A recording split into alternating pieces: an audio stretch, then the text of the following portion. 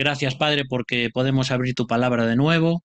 Gracias, Señor, porque aunque hay muchas cosas que no entendemos de tu palabra, muchos detalles que por no ser de nuestra época, sí que tú nos das luz, Señor, para entender aquello que más necesitamos. Y entendemos aquí en este libro de Cantares que el amor es algo que viene de ti y que debe fluir también en nuestros matrimonios, en nuestras familias y en nuestras iglesias. Por eso, Señor, gracias, porque tú eres amor y quieres que nosotros también lo seamos.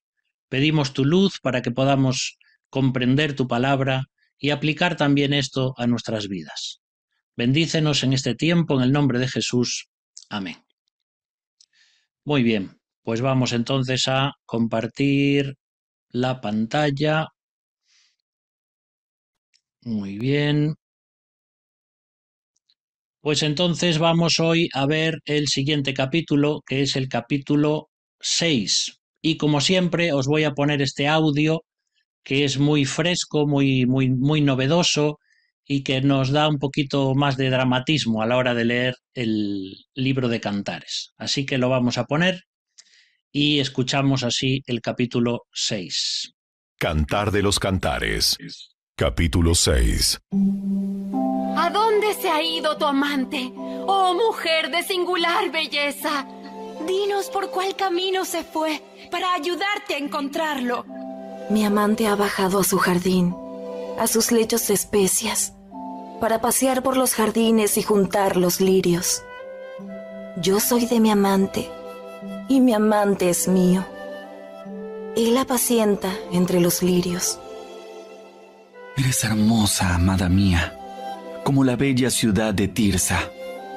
Sí, eres tan hermosa como Jerusalén, tan majestuosa como un ejército con sus estandartes desplegados al viento. Aparta de mí tus ojos, porque me dominan. Tu cabello cae en ondas, como un rebaño de cabras que serpentea por las laderas de Galaad. Tus dientes son blancos como ovejas recién bañadas. Tu sonrisa es perfecta. Cada diente hace juego con su par. Tus mejillas son como granadas de color rosado detrás de tu velo. Aún entre 60 reinas y 80 concubinas e incontables doncellas, yo todavía elegiría a mi paloma, a mi mujer perfecta, la favorita de su madre, muy amada por quien la dio a luz. Las jóvenes la ven y la alaban.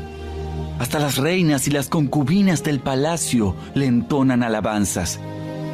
¿Quién es esa que se levanta como la aurora, tan hermosa como la luna, tan resplandeciente como el sol, tan majestuosa como un ejército con sus estandartes desplegados al viento?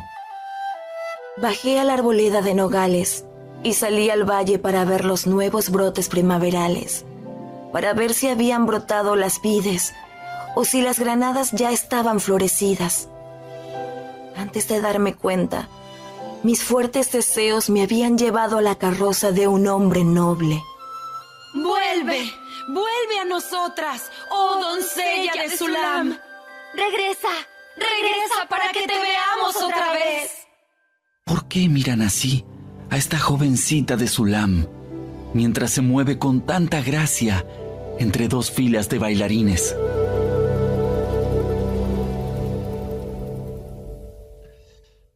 Bueno, pues terminamos con los bailarines aquí. Os hago una pregunta en cuanto a Cantares y es, ¿no creéis que este libro parece demasiado ideal, demasiado idealista? Porque realmente si uno se compara, sea el amor que uno tiene por su esposa o tú como esposa por tu esposo, ¿no crees que parece que no llegamos nunca a dar la talla? Yo creo que es un poco frustrante pensar que nuestro amor tiene que ser exactamente así, ¿no? Parece que todo lo que sucede en Cantares es perfecto. La novia no tiene absolutamente ningún defecto, el novio es un hombre completamente perfecto, las amigas de la novia siempre están hablando y alabándola porque es la mejor de las mejores y el libro es el cantar de todos los cantares. Este amor, queridos hermanos y hermanas, que encontramos en Cantares, no es sino el amor de Dios, el amor perfecto, el amor que ama, el amor que da, el amor que no se guarda nada, el amor que es capaz de derrochar lo que sea. De hecho, cuando piensas en Dios y piensas en lo que Él dio para mostrar su amor por nosotros, dio nada más y nada menos que a su propio Hijo. Y no podemos entender esto porque el Hijo también es Dios. Y si entramos a hablar de teología, podemos comenzar a hablar de lo que era el amor que siempre existió en el seno trinitario. Un amor entre Dios el Padre y Dios el Hijo y Dios el Espíritu Santo. Un amor que le llevó en un momento a crear, porque alguien que ama es alguien que tiene que demostrar su amor. Dios no necesitaba crear un mundo ni crear al ser humano para mostrar su amor, porque por siempre, por toda la eternidad, Dios ha vivido siempre en tres personas. Entonces ese amor hacia el Hijo y al Espíritu Santo y hacia el Padre, que continuamente fluyen ahí en la Trinidad, ellos no necesitaban a nadie más, no necesitaban crear ángeles, no necesitaban crear seres vivientes, ni el mundo, ni animales, ni nada.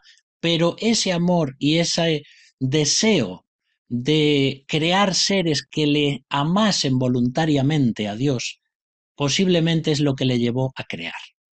Entonces, cuando encontramos a esos primeros hombres, Adán y Eva, en el huerto del Edén, rodeados de aquellos animales y con todos aquellos aromas y fragancias de las que hablamos continuamente en Cantares, sí que estamos viendo un amor pleno, un amor verdadero. Pero debido al pecado y a la caída del ser humano, es como que leer Cantares, a mí no me gustaría que te frustrases, ¿no? Diciendo, el libro de Cantares habla de un amor imposible de alcanzar. Yo nunca podré ser un hombre como el que aparece ahí, ni, y puedes decir, yo nunca seré una mujer como esa, que parece que todo es perfecto. Bueno, es que eso es el amor de Dios. El amor de Dios es así. Y hasta que lleguemos a la presencia de Dios y veamos a Cristo cara a cara y contemplemos en sus ojos ese amor que nos amó tanto, nunca podremos comprenderlo aquí en la tierra. Entonces aquí lo que intentamos es vivir de la mejor forma, amar a nuestros esposos lo mejor que podemos, pero siempre cometemos errores. Entonces es la gracia de Dios la que nos anima y nos ayuda a seguir adelante. Recuerda que no hay matrimonios perfectos, ni hay familias perfectas, ni encuentras ninguna de ellas en toda la Escritura. Por eso esto nos tiene que animar. Cuando lleguemos a la presencia de Dios disfrutaremos de este amor completo, verdadero, pleno. Por eso no va a ser necesario el matrimonio ni la sexualidad en el cielo, en esa nueva tierra donde vamos a vivir, porque el amor de Dios nos satisfará completamente. Pero mientras en la tierra podemos disfrutar de estas cosas que el Señor nos da.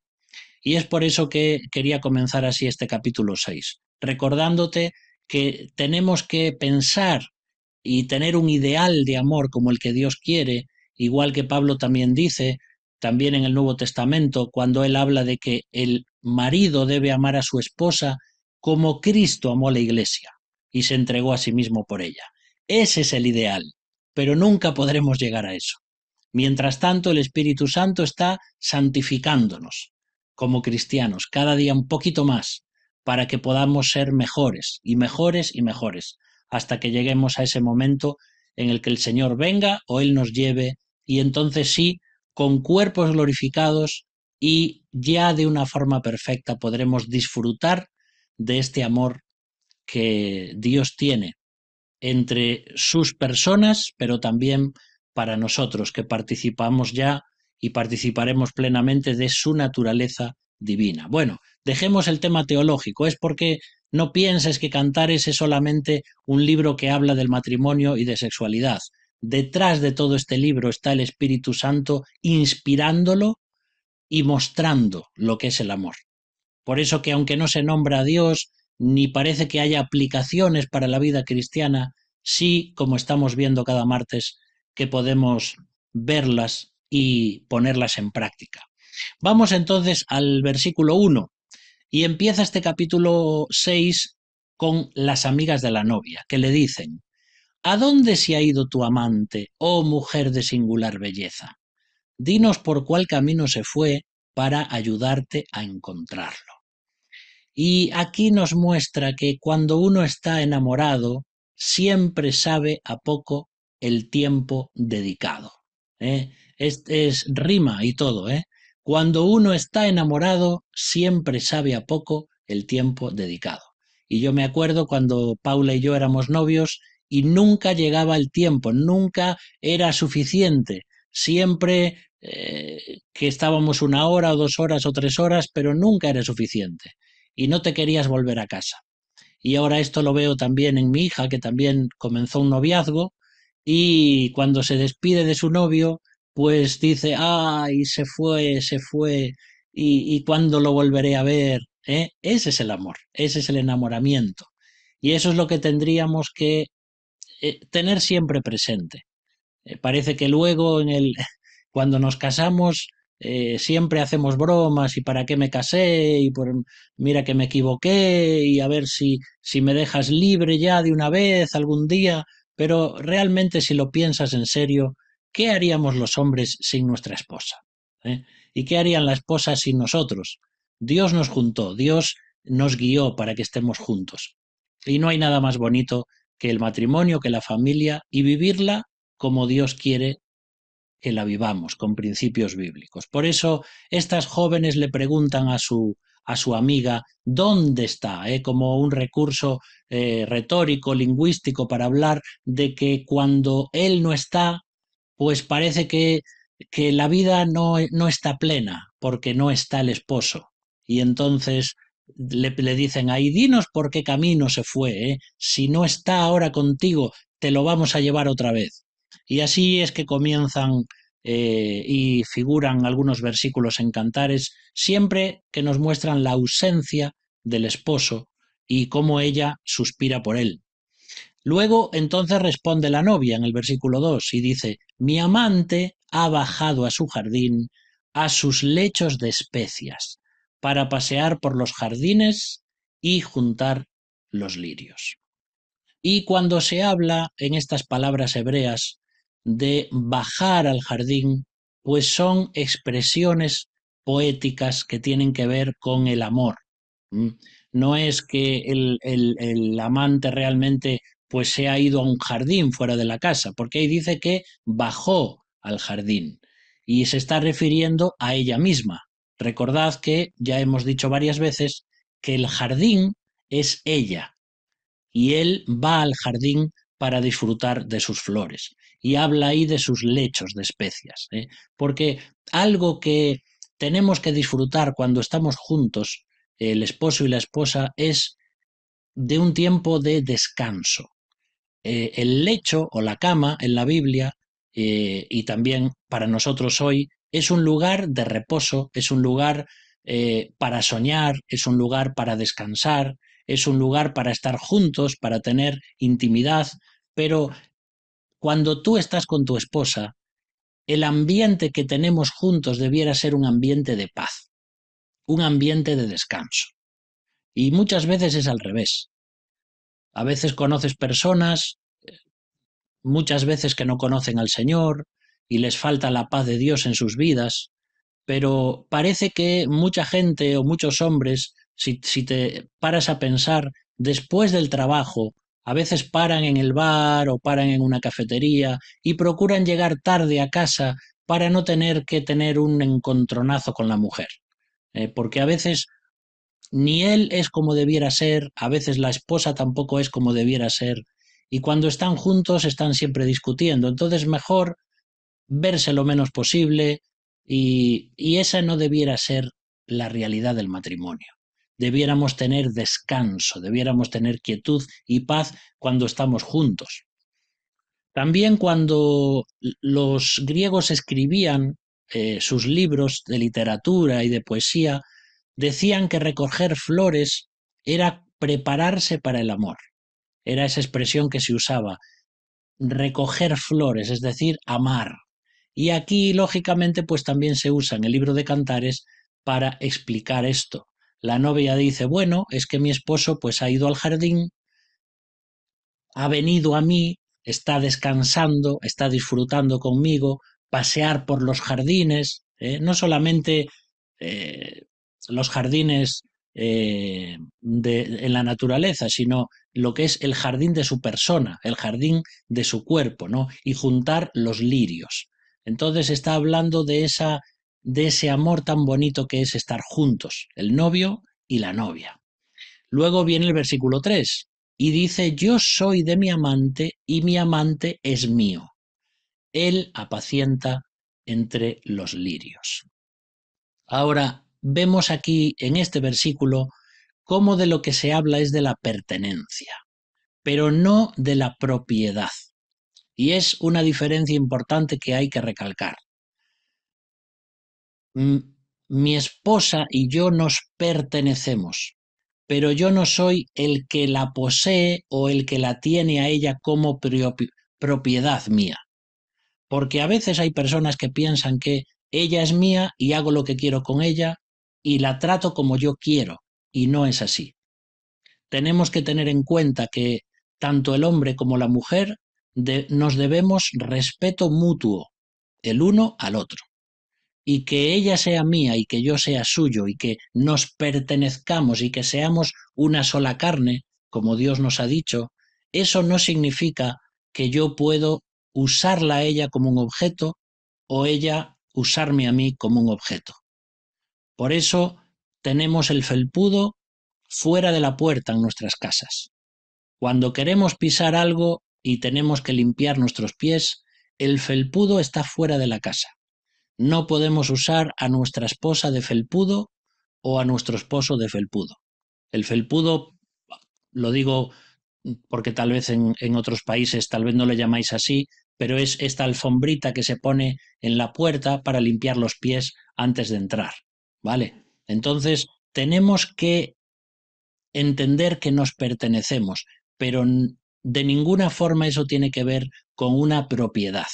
Yo no soy un dictador, yo no soy un tirano, yo no soy alguien que usa a las personas, ni a mi esposa ni a mi esposo. Tenemos que aprender a saber, a entender esta pertenencia, pero siempre dando libertad. Y también dice ahí que él apacienta, y eso es la palabra pastorear, alimentar, como esa imagen que vemos ahí de ese carnero, ¿no? O de esa oveja que está pastando. Entonces, cuando nosotros estamos juntos, debiéramos sentirnos, como os decía antes, no solamente en paz, tranquilos, descansando, charlando, riendo, sino también sentirnos alimentados, sentirnos que alimentamos el uno al otro, sea con un chiste, sea con palabras bonitas, sea dando detalles de lo que hemos vivido hoy en el trabajo o donde fuere, pero también alimentándonos espiritualmente, porque a veces olvidamos esta parte. Nosotros como hombres tenemos una responsabilidad en el hogar, y una de esas responsabilidades es nutrir y alimentar a nuestra familia. No significa que somos nosotros los que debemos darle de comer espiritualmente, la Biblia, etcétera, etcétera, porque cada uno, siendo creyente, debe aprender a alimentarse del Señor cada día, en su tiempo devocional, o en la lectura de la Biblia, en la oración, etcétera. Pero como hombres tenemos una responsabilidad de que nuestros comentarios, nuestras actitudes, y qué difícil, ¿verdad? Porque estamos a veces muy lejos de eso, que sean para hacer crecer a nuestra familia y no al revés. A veces olvidamos que nuestra esposa cristiana también es mi hermana en Cristo Y entonces yo tengo que tenerle respeto también en ese sentido. No solamente es mi mujer, no solamente es mi amiga, mi esposa, mi amante, etcétera, sino que también es mi hermana en Cristo. Y a veces las mujeres nos dan mm, ejemplo a nosotros, sobre todo en el área espiritual, porque a veces son las mujeres las que más oran o las que más muestran esa relación que tienen con el Señor o que más tiempo dedican a la palabra de Dios. Y nosotros como hombres debemos aprender eso también. Así que, así como este esposo apacienta, nosotros debemos también recordar que el tiempo en el matrimonio también es para alimentarnos mutuamente. Ahora va a hablar el novio en el versículo 4 y le dice así a la esposa: Eres hermosa, amada mía, como la bella ciudad de Tirsa. Sí, eres tan hermosa como Jerusalén, tan majestuosa como un ejército con sus estandartes desplegados al viento. Y de nuevo encontramos al novio piropeando a la esposa. Y aquí se nombran dos ciudades. Una es Tirsa, que es una ciudad que significa ella es mi deleite. Tirsa es una ciudad que está en el norte de Israel, en la población de Samaria. Recordáis que los samaritanos pues eran despreciados por los judíos debido a toda una serie de cosas históricas que sucedieron y por haberse mezclado con pueblos paganos. Entonces los judíos del sur no querían ir a Samaria. Pero en Samaria hay un lugar llamado Tirsa que parece ser que era muy bonito. Y entonces Tirsa era un deleite poder ir y pasear por allí. Pues el novio le está diciendo a la esposa: tú eres como la bella ciudad de Tirsa. Y en Tirsa pues puedes encontrarte algún pequeño desfiladero entre las montañas y cascadas y corrientes de aguas, y eso es lo que le está diciendo a la esposa. Pero también le habla y le dice que es como Jerusalén. Jerusalén en la Biblia siempre es el símbolo de la presencia de Dios. Desde Génesis capítulo 20, donde Dios le dice a Abraham que lleve a Isaac y que lo sacrifique, etcétera, etcétera, en aquel monte, en el monte Moriah, ese es el monte, el mismo monte de Jerusalén. En el mismo lugar donde Abraham iba a sacrificar a Isaac, es el mismo lugar donde el Hijo de Dios, el Isaac divino, por decir así, va a ser sacrificado, pero esta vez sí sacrificado de verdad por el Padre Celestial. Y por eso Jerusalén y el monte Sión y el monte Moriah, todo esto es muy importante en la Biblia, el tema de los montes. Y este hombre a la esposa le dice que es como Jerusalén, como esa ciudad santa, algo tan especial. Y Jerusalén significa hija, también significa paz, pero aquí le muestra y le dice que es como si fuera una hija, no le dice eres bella como Tirsa, pero también como una hija. Y eso también habla del cuidado paternal en un sentido que el esposo debe tener con la esposa. No es que la debe tratar como a una hija, pero a veces un hombre, cuando tiene una hija y una hija, mujer, el trato con ella es diferente que si tiene un hijo varón. Y siempre tenemos como un pequeño recelo, un poco de miedo de con quién va a salir nuestra hija o con quién se va a casar. Parece como si de una forma, como un instinto paterno, queremos proteger a nuestra hija. Y eso es lo que se refiere aquí cuando el hombre viene y le dice, eres mi hija, es decir, quiero protegerte, no quiero que te sientas desprotegida, no quiero que nadie se aproveche de ti. Es ese amor paternal, ¿no? Y lo encontramos ahí en ese versículo. Luego también le dice en el versículo 5, aparta de mí tus ojos porque me dominan. Mira qué piropo. Tu cabello cae en ondas como un rebaño de cabras que serpentea por las laderas de Galaad. Y yo creo que aquí te acuerdas de que hemos visto hace 2 capítulos que también había versículos similares. ¿Te acuerdas de aquellas ondas de la mujer que le caían y entonces eran como las cabras negras que bajaban por la ladera, y luego habla de los ojos, del cabello, de los dientes, de los labios y de las mejillas. Eso lo va a hablar en este capítulo, pero es algo que se repite también y que ya lo dijo antes en el capítulo 4.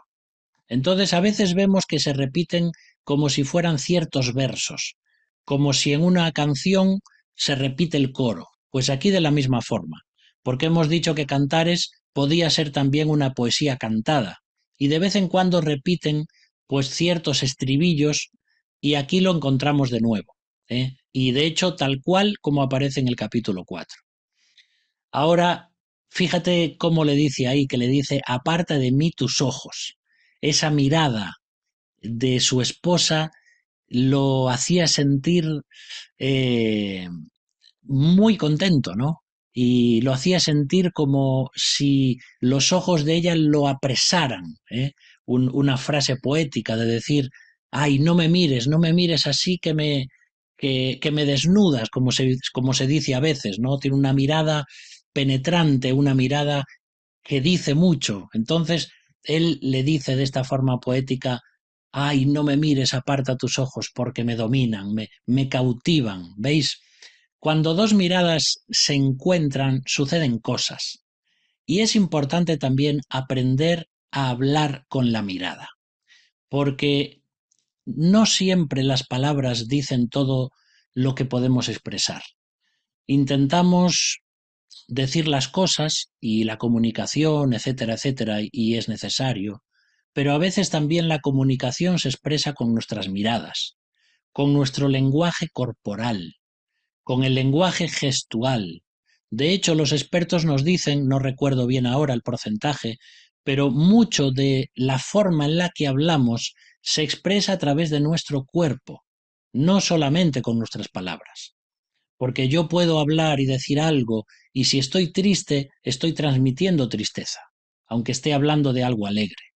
Entonces, la forma en la que hablamos y el lenguaje que usamos, nuestros movimientos oculares, nuestros movimientos en el rostro, la comisura de nuestros labios, cuando fruncimos el entrecejo, etcétera, etcétera, todo eso los expertos que estudian el lenguaje corporal conocen muchas veces mejor que nadie si alguien está diciendo la verdad o no, más allá de sus palabras, porque el cuerpo expresa cosas.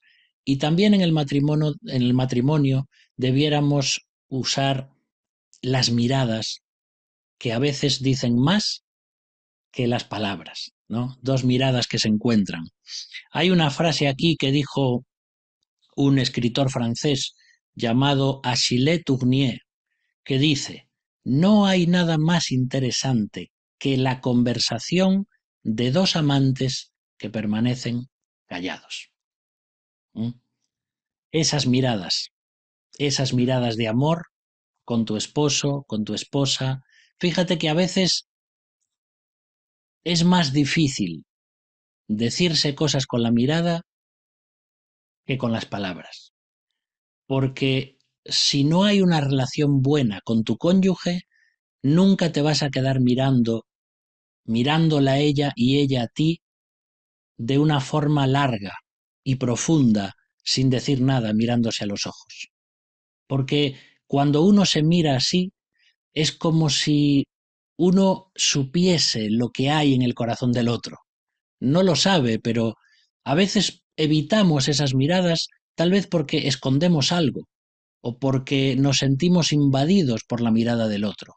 Pero si realmente eres una persona íntegra, que no tiene nada que esconder, ni a tu esposo, ni a tu esposa, ni a tus hijos, ni a nadie, puedes usar estas miradas. Miradas que ven directamente, miradas que no se apartan, ni miradas que ven al suelo. Esas miradas son necesarias porque dicen mucho en la relación. Bueno, esta es una foto de mi tatarabuela. No, esta foto la puse un poquito como una broma, porque ahora viene el versículo 6 y dice, tus dientes son blancos como ovejas recién bañadas, tu sonrisa es perfecta, cada diente hace juego con su par. Y como estábamos diciendo antes, esto es una repetición del capítulo 4 y del versículo 2. Y allí sí que poníamos una sonrisa perfecta, como estas que salen en las clínicas dentales o en la publicidad de una pasta dentífrica. Bueno, he encontrado esta foto que me parece que es una foto real y bueno, aunque parece una mujer ya bastante mayor, fíjate que parece que tiene todos sus dientes, ¿no? Ojalá llegáramos a esta edad teniendo nuestros propios dientes, pero bueno, es simplemente para que nos riamos un poco, porque a veces el tema de cantar es así un poco tenso, ¿no? Que nos cuesta este tema del amor y de la sexualidad. Entonces, bueno, te puedes reír un poco aquí, no de la señora esta, sino de la expresión, ¿vale? Luego he de poner también otra foto y no las pongo para que nos riamos de las personas, sino para que aprendamos cosas o nos fijemos en detalles, ¿no? De hecho, esta es la otra foto que iba a poner y no la puse, no la había puesto el otro día. El otro día era una mujer que se había operado muchísimas veces los labios, ¿te acuerdas? Y entonces tenía unos labios gigantescos y tenía el récord del mundo, los labios más grandes del mundo. Bueno, hoy te pongo aquí una foto de Anastasia Pokreschuk de Ucrania. ¿Y qué tiene esta mujer? Pues que tiene las mejillas más grandes del mundo. ¿Por qué? Pues porque también ella se ha inyectado o se ha operado varias veces para tener pues los pómulos más grandes y más salientes del mundo. Que uno lo ve y dice, bueno, te puede gustar, no te puede gustar, pero a ella le encanta. Entonces hay gente que, pues para sentirse atractiva, necesita llegar a extremos como estos. ¿Mm? Y este versículo 7, el hombre le dice a ella, tus mejillas son como granadas de color rosado detrás de tu velo. Sigue usando esas expresiones que había usado ya en el capítulo 4. Las mejillas rosadas, los pómulos, el rostro blanquecino, como una muñeca de porcelana. Estás usando estas expresiones. Pero te pongo estas fotos porque alguno dirá, ¿y para qué pones eso? Bueno, porque son fotos públicas, son fotos de personas que las suben y quieren que la gente las conozca.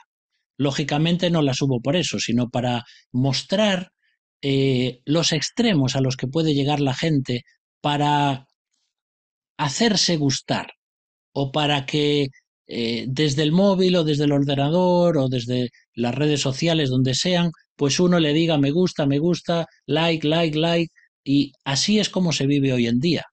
Entonces, podemos tener mejillas bonitas y no hace falta que nos hagamos, pues, o lleguemos a extremos como estos, ¿no? Pero, por supuesto, cada persona es libre para hacer lo que quiera. Simplemente son cosas que pongo para que veas también en la sociedad en la que vivimos y lo que las personas pues hacen también para intentar mostrarse guapas o lindas a la sociedad. ¿Mm?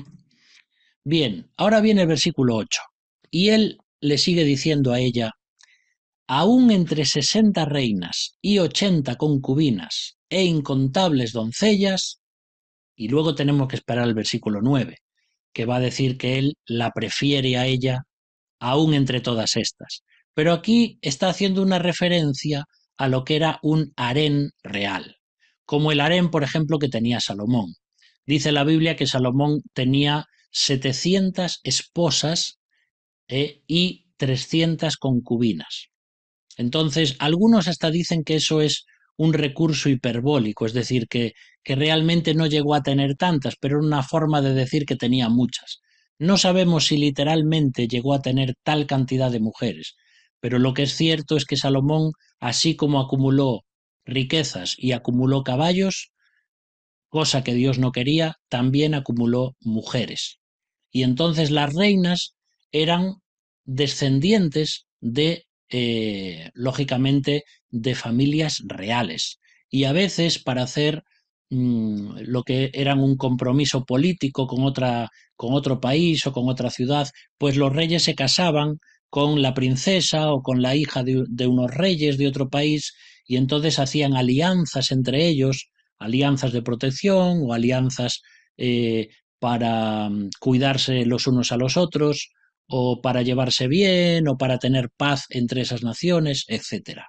Y entonces en esta referencia, él le dice a ella que aunque fuese una reina, aunque fuese del linaje real, aunque fuese alguien especial por su belleza, que era en lo que se fijaban los reyes, pues él va a seguir amándola a ella más que a nadie, ¿no? Y fíjate cómo va ascendiendo el número, porque el número primero dice 60 reinas, luego dice 80 concubinas, y luego sigue subiendo y dice incontables doncellas. Y las reinas eran las esposas del rey, de familia real. Luego, las concubinas eran mujeres que ya bajaban, digamos, un escalón en la jerarquía de la realeza, por decir así. Y entonces eran las mujeres que el rey tenía sobre todo a cargo del palacio o de los hogares, donde ellas cuidaban del hogar. Y luego estaban las doncellas, que todavía era un escalón menos en esos peldaños reales, y entonces era como las vírgenes o las mujeres que podía en algún momento llamar el rey para estar con ellas. Sin embargo, también encontramos algo descendente, y es esa posición, ¿no? De reinas pasamos a concubinas y de concubinas a doncellas. Pero también lo que está expresando aquí el novio es que él solo quiere una, no quiere muchas, no quiere muchas reinas, no quiere ser como los reyes, no, él quiere una sola, y es a su amada esposa. Y esto también nos muestra el no a la poligamia. Aunque en el Antiguo Testamento, sobre todo antes de la ley de Moisés, la que el Señor dio, se usaba la poligamia, y podemos encontrar, por ejemplo, al patriarca Abraham teniendo a su esposa y también teniendo a su sierva, ¿no? Tenía a Sara y también tenía a Agar. Y así encontramos a otras personas creyentes que también lo tenían. Ahora, el propósito de Dios original siempre fue que sea un hombre y una mujer, nada más, porque así figura ya en el Génesis. Entonces, aunque Dios lo permitió en ciertas épocas del Antiguo Testamento, no era ese el ideal que Dios buscaba. Por eso luego, en la ley, vamos a encontrar como un hombre debe tener una sola mujer y no varias. Y ahí, como dice en el versículo 8, aunque fuera de las reinas, etcétera, etcétera, y ahora viene el 9 y dice, yo todavía elegiría a mi paloma, a mi mujer perfecta, la favorita de su madre, muy amada por quien la dio a luz. Las jóvenes la ven y la alaban. Hasta las reinas y las concubinas del palacio le entonan alabanzas. Y entonces aquí lo que está diciendo es, yo solo te amo a ti. Hoy podríamos trasladar esto a nuestra época actual. Y tenemos innumerables actrices de Hollywood, tenemos top models, tenemos mujeres preciosas, hermosas, con cuerpos fantásticos, que uno a veces dice, ¿cómo me gustaría que una de esas fuera mi mujer? Pues sin embargo, este hombre está diciendo, no, yo amo a mi esposa, mi palomita. ¿Y por qué pongo esta foto aquí?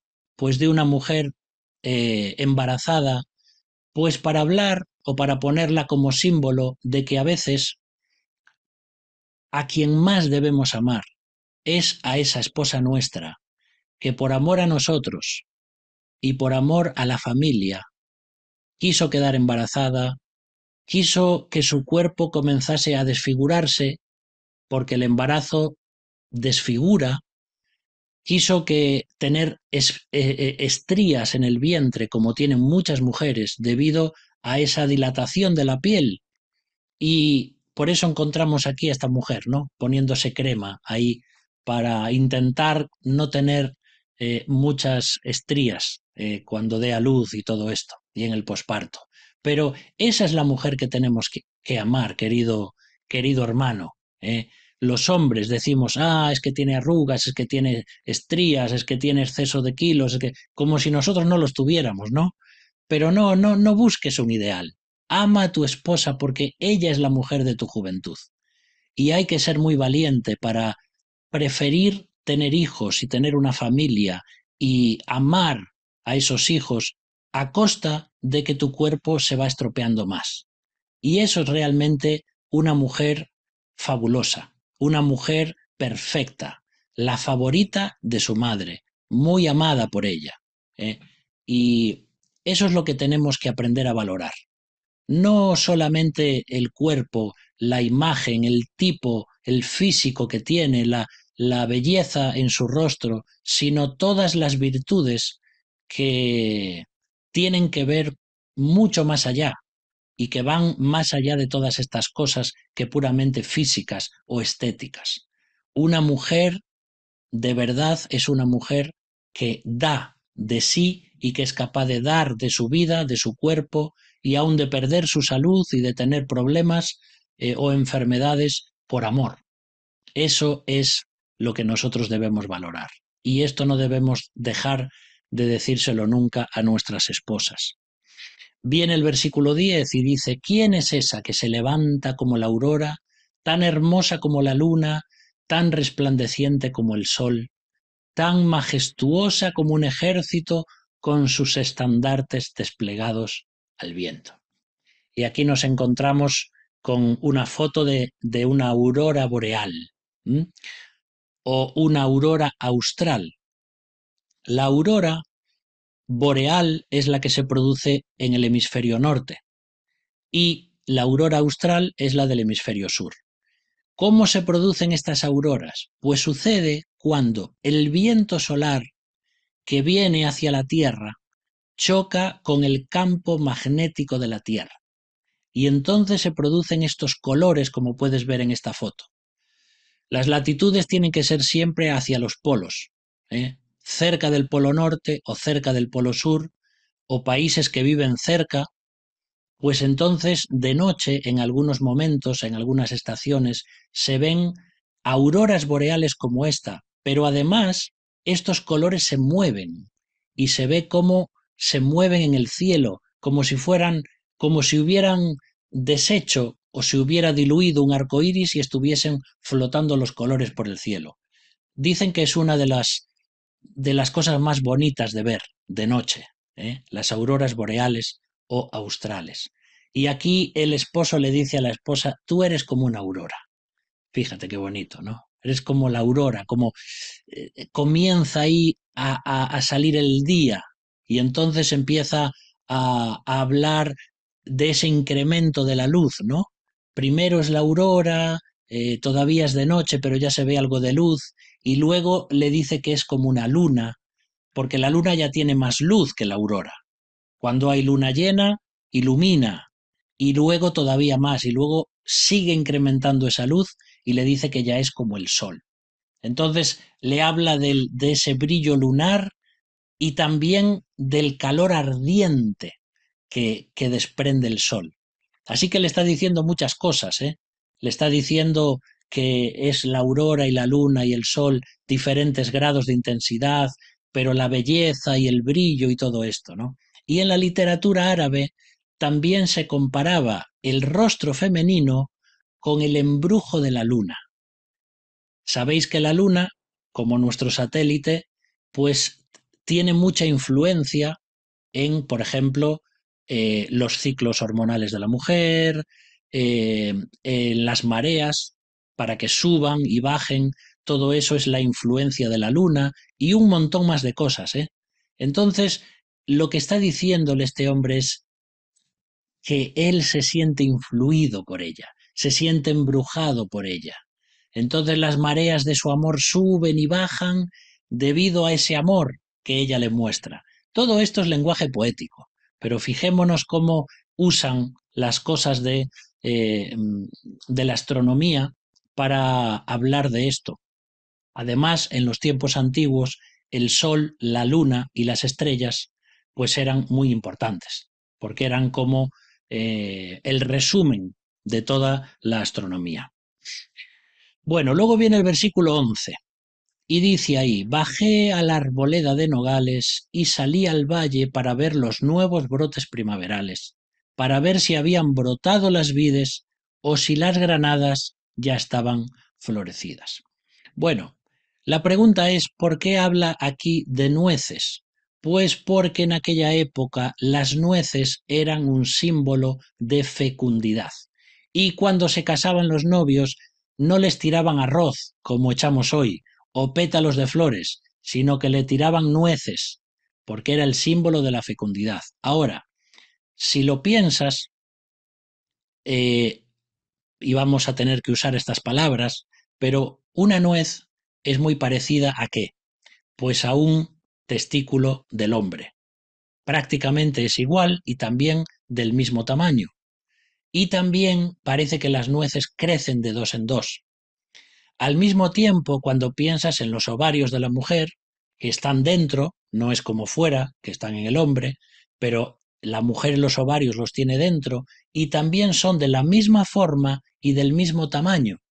Es curioso, ¿verdad? De ahí que el tema de las nueces está haciendo referencias al tema sexual, a la fecundidad, a la fertilidad. Por eso se habla de los nogales y todas estas cosas. Luego empieza a hablar la novia en el versículo 12, y entonces dice: antes de darme cuenta, mis fuertes deseos me habían llevado a la carroza de un hombre noble. Este es uno de los versículos más difíciles de comprender de Cantares, porque muchos eruditos dicen que no saben bien expresar qué quiere decir, pero parece que esto se refiere lógicamente a como si ella estuviera diciendo: tenía tantas ganas de estar con mi esposo que cuando me di cuenta ya estaba en la cama con él. Es decir algo así, como un lenguaje poético, porque cuando habla de la carroza de un hombre noble, lo que se refiere es que la novia es como si fuera la cabalgadura del novio, ¿eh? Y como si el novio fuese el auriga o el jinete que guía a la esposa por el camino del amor. ¿Te das cuenta?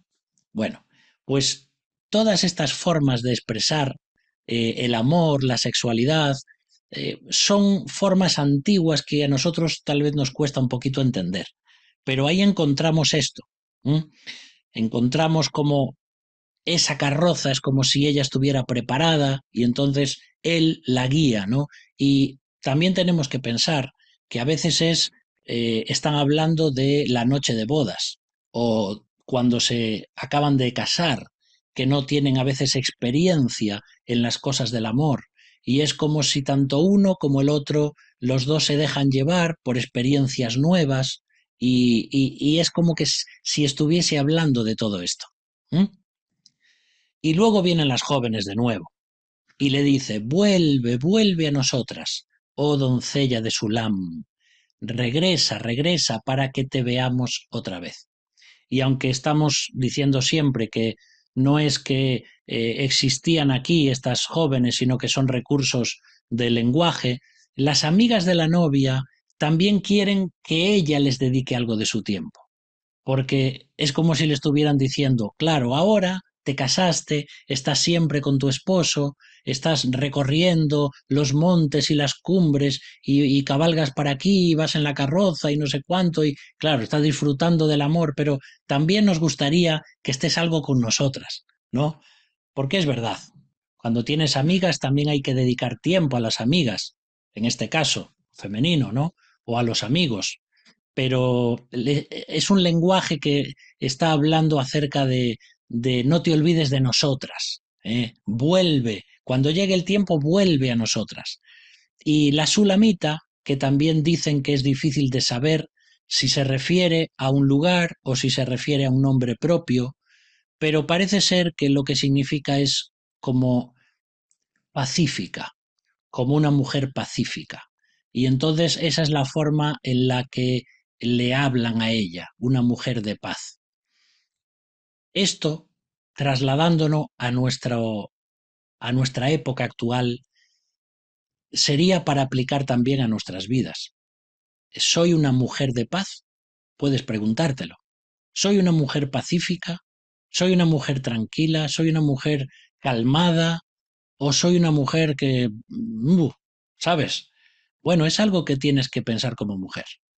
Por supuesto que cada mujer tiene su propio carácter y su propio temperamento, y unas son de enfadarse más y otras de enfadarse menos, pero todo eso deberíamos ponerlo, digamos, a los pies de la cruz y también guiados por el Espíritu Santo, que seamos llenos del Espíritu Santo, y los hombres igual. No puedo ser como soy en mi carácter natural, tengo que ser controlado por el Espíritu Santo.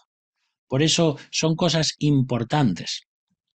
Y luego termina el capítulo cuando el novio dice: ¿por qué miran así a esta jovencita de Sulam mientras se mueve con tanta gracia entre dos filas de bailarines? Bueno, aquí dicen que posiblemente pues esta era una especie de danza privada que la mujer podía hacer también para el novio. Seguramente que has visto, como pongo aquí en la foto, alguna danza árabe o lo que se llama la danza del vientre, estas mujeres que hacen unos bailes que son muy sensuales, y tal vez pues es de lo que está hablando, es decir, no es que le estén viendo las amigas, ¿eh? Esto recordad que es lenguaje poético, pero es como si el novio estuviese diciendo: qué maravilla ver cómo bailas, ¿no? Porque a veces estos bailes tenían que ver también con la sensualidad, ¿no? Para la excitación de uno o del otro. Entonces, bueno, estas cosas aparecen también en la Biblia como algo que Dios creó, que Dios permite, y que entre el esposo y la esposa pues pueden existir sin ningún problema. ¿Te recuerda cuando hablaban del vino o cuando hablaban de diferentes cosas? No hay nada que entre el hombre y la mujer no se pueda disfrutar cuando es algo de mutuo acuerdo y algo digno, digno de respeto, o de cuidar el cuerpo el uno del otro. Por eso llegamos así al final de este capítulo 6. Veis cómo seguimos adelante con esa poesía y nos encontramos también con cosas que podemos aplicar a nuestras vidas. Si Dios quiere, el próximo martes veremos el capítulo 7 e iremos viendo también cómo siguen hablando el novio y la novia y qué más cosas se van a decir, porque aún hay versículos muy bonitos que nos quedan por ver en los próximos martes. Bueno, vamos entonces a dejarlo aquí hoy. Y como os decía al principio, aunque en este libro no aparece Dios, no aparecen nada que parece que tenga que ver con la vida cristiana, etcétera, etcétera, recordad cómo en el libro de Esther que Dios está entre bambalinas. Está ahí, no está o no aparece en el escenario, pero está detrás de los telones, moviendo todas las cosas. Porque no puede haber, como os decía antes, un amor verdadero si no está Dios de por medio. ¿Sí? Así que esto es lo que tenemos que aprender también y también poder vivirlo, enseñarlo y ser de ejemplo para otras personas. Muy bien, cualquier duda o pregunta, ya sabéis, aquí estamos también si es que las podemos responder. Bueno, vamos a orar para terminar. Gracias, Padre, por este capítulo que podemos ver en esta noche. Gracias también porque seguimos aprendiendo cosas acerca del amor, acerca del respeto, acerca del trato que debemos tener entre los esposos en el matrimonio, pero también el ejemplo que debemos dar a nuestra familia, a nuestros vecinos y también en nuestra iglesia, porque la familia, Señor, es la base de la sociedad. Y te pedimos, Señor, perdón porque a veces no vivimos como debiéramos vivir los cristianos. Y de hecho la gente nos está viendo sin saberlo, pero somos una representación de ese amor de la Trinidad que tú has puesto en esta tierra para que nosotros podamos mostrar el amor de Dios y ser testimonio también del Evangelio de Cristo. Por eso te pedimos que nos ayudes a vivir de acuerdo a tu voluntad y de acuerdo a tu palabra. Te pido que bendigas a cada uno de mis hermanos, hermanas, sus matrimonios, sus familias, porque todos tenemos luchas, todos tenemos problemas, todos tenemos que luchar, a veces pasar por momentos difíciles en los matrimonios, pero Señor, ayúdanos para que podamos vivir de acuerdo a lo que tú quieres, que cedamos, que perdonemos, que podamos amar, porque como dice tu palabra, el amor cubrirá multitud de pecados. Te alabamos, Señor, en esta noche y lo hacemos en el nombre de Jesús. Amén.